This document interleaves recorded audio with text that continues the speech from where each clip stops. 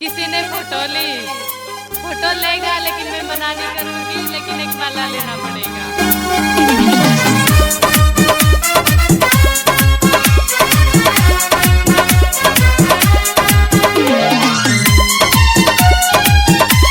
ये वाला माला ये 80 रुपए का है, 300 रुपए का है, क्योंकि नीली नीली आँख बाली तू गोरी, सब में चलली अपन जादू तू गोरी।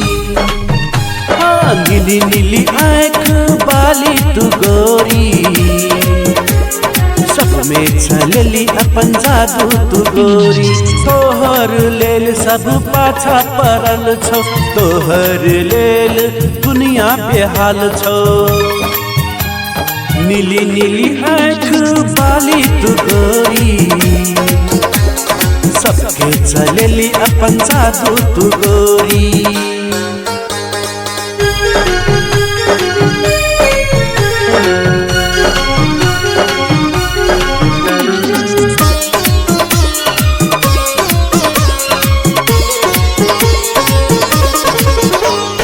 कुंभ मेला में माला तू बेच के बनेली सबके दीवाना, है कई बनेली सबके दीवाना।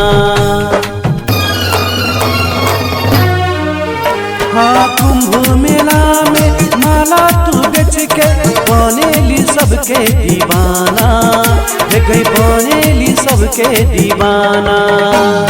कजरारी आँख तोहर घायल करे छो, ओठ के मुस्कान जान मारे छो। नीली नीली आँख बाली तू गोरी, सब में चलली अपन जादू तू गोरी, सबके चलली अपन जादू तू गोरी।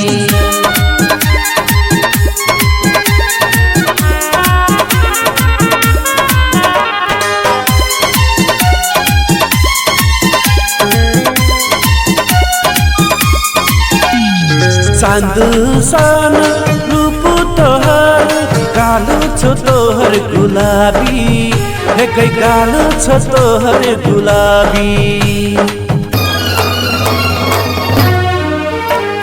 चांद सन रूप तोहर, कालो छो तोहर गुलाबी, है कई कालो छो तोहर गुलाबी।